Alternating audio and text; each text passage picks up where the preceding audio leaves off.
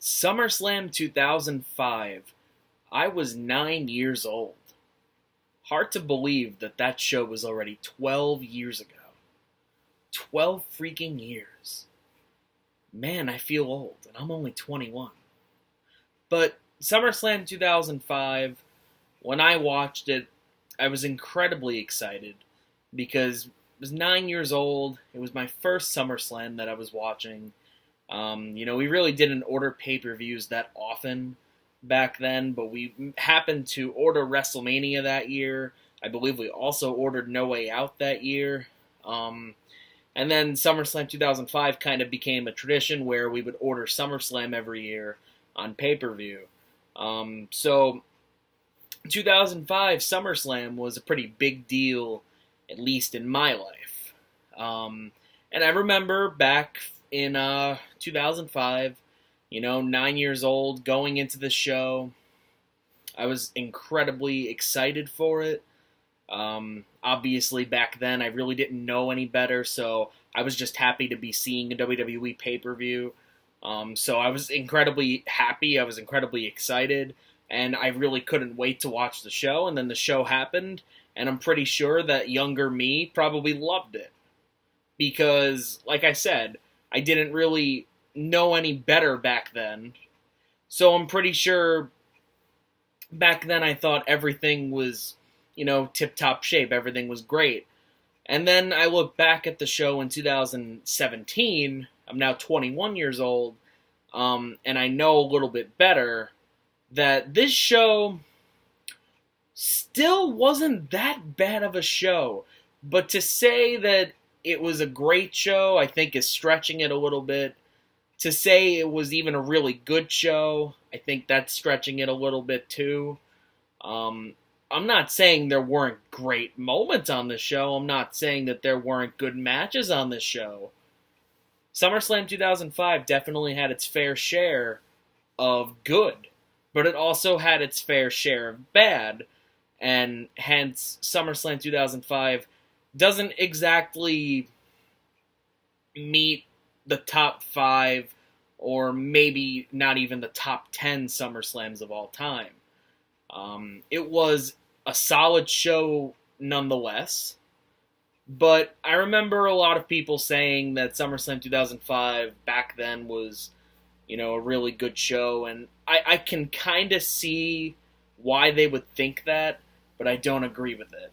Now, even going back to watch this show, I was excited because I honestly forgot how some of the matches played out. I guess that's just me, and, not really as into wrestling as I was a long time ago, so I just flat out didn't remember how some of these matches went. So I was excited going back to watch it. And then I watched it, and, there were some things that stood out in a good way. There were some things that stood out in a bad way. The first thing that stood out in a bad way was the opening match. I mean, you can tell something wasn't going to be right when the first match on the card goes 25 seconds. I mean, I kind of get what they were trying to do, but I think that there should have been a better utilization of Benoit. There should have been a better utilization of Orlando Jordan. That match was kind of whatever. It's a 25-second match. I mean, I guess, in a way, it gets the crowd into it immediately, but also at the expense of Orlando Jordan. One match that I was really, really looking forward to back then was Edge versus Matt Hardy, and I was looking forward to it back then just like pretty much everybody else was. Because back then, Edge and Matt Hardy were two of my favorites. Still to this day, they still are. Unfortunately, going back to watch this match, I kind of have that feeling of gloom because, sadly, this is the only match that I remember how it actually went. One of the two matches, and I'll get to the other match later, trying to remember how it actually went. This one I remembered. And it wasn't that good, and which was sad, because Edge versus Matt Hardy, especially here in 2005, their feud was real.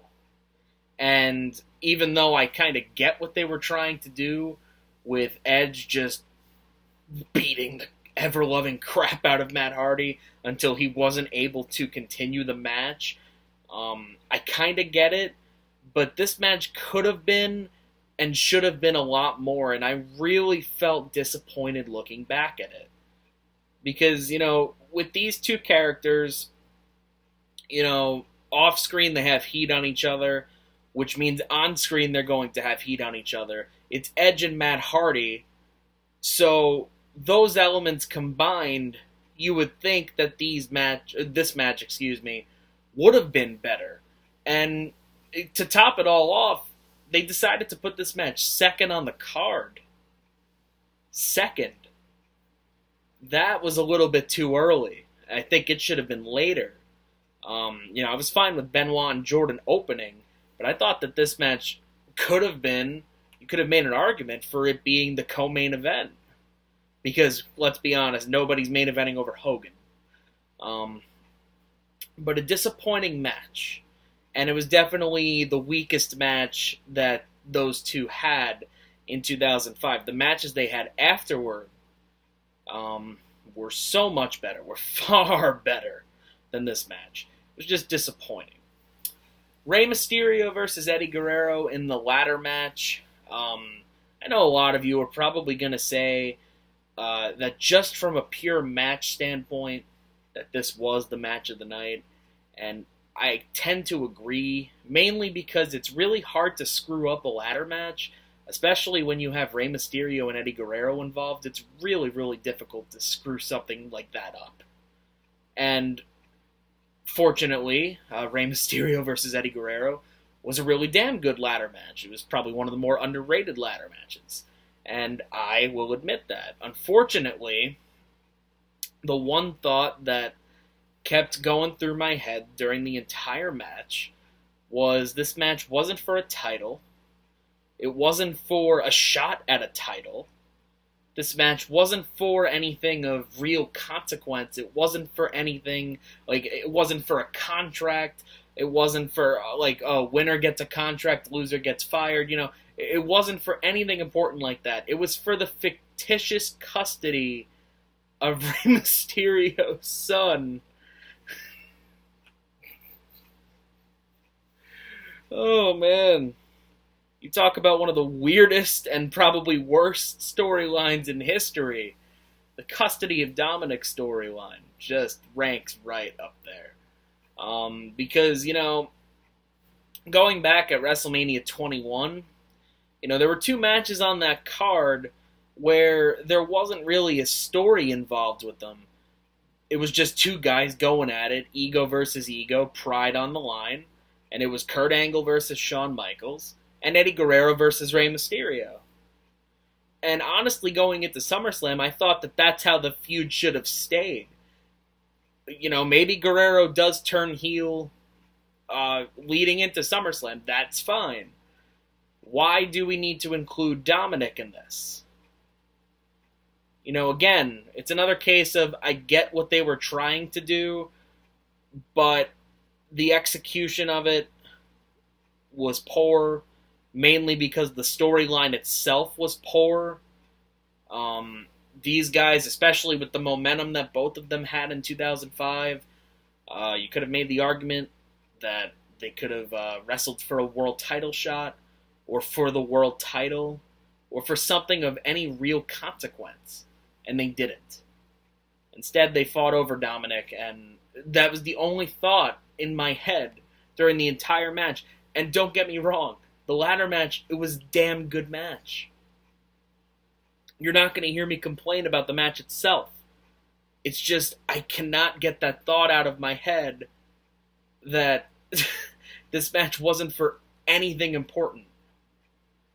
Nothing important. And speaking of not important, Kurt Angle versus Eugene. Kudos to Eugene, though. Second straight year, he got a featured match against a big-time name at SummerSlam.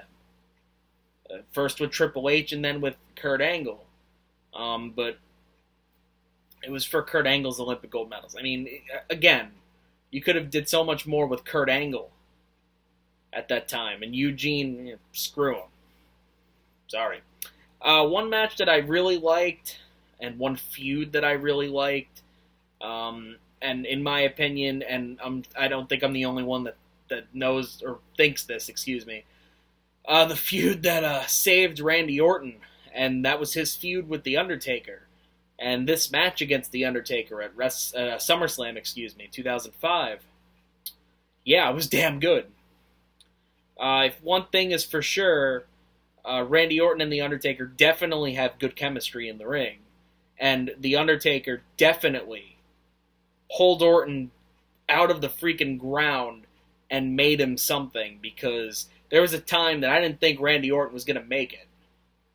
And then he feuded with The Undertaker. And right then and there, he became a main eventer just off of that feud alone. No question in my mind. This match was really good. The feud was really good. That's easily the best story of all of the matches at SummerSlam. So if you're into the storytelling stuff, go back and check out that storyline. It includes a match at WrestleMania. It includes a match at SummerSlam. It includes their Hell in a Cell match at Armageddon that year. So go check them out, because they were all great. It was really damn good. Then we get to the 2 world title matches. And honestly, the thing with these 2 matches is that they weren't terrible, but they just never really got going. Cena versus Jericho, this is when Jericho was on his way out, so it was pretty obvious that Cena was going to go over, but this isn't really one of the more memorable world title matches for John Cena. I will say one thing, though, and I think Schleg Daddy mentioned this too, and I actually agreed with this.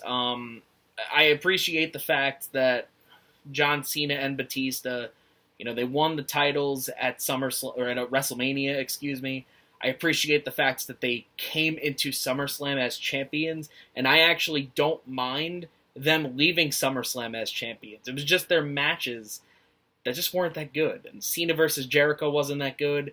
Hell, Batista versus JBL didn't even go 10 minutes. It was a no-holds-barred match. And, I talked about the ladder match earlier and how you can't screw that up. Well, it's kind of hard to screw up a no-holds-barred match.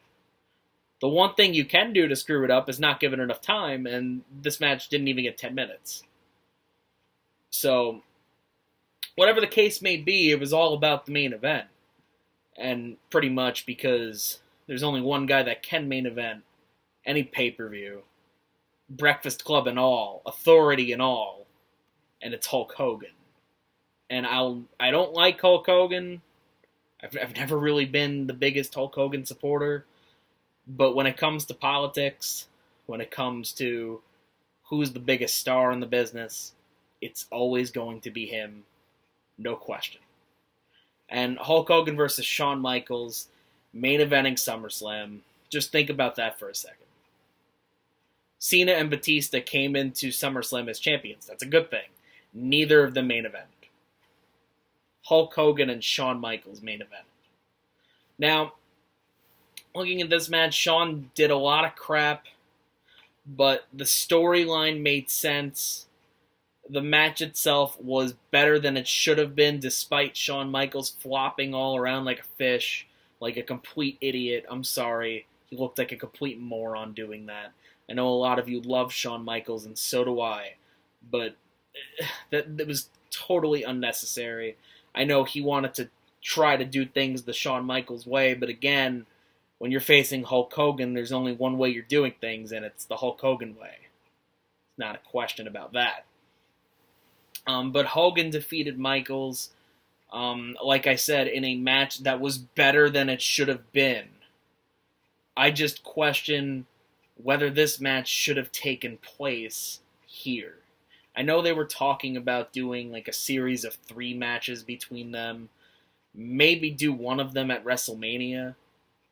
Or maybe wait until WrestleMania 22. I know Hogan was almost gone by then. But I don't know if this was the right time to do it, but hey, it worked out, I guess. So yeah, SummerSlam 2005. I went into it as a kid, excited for it. I went back to watch it. I was excited for it.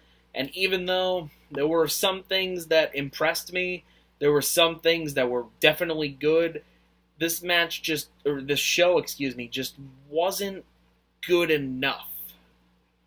And it definitely should have been better, and it could have been better. And I was expecting better. And unfortunately, even though the show itself wasn't that bad, I just left it feeling a little bit disappointed.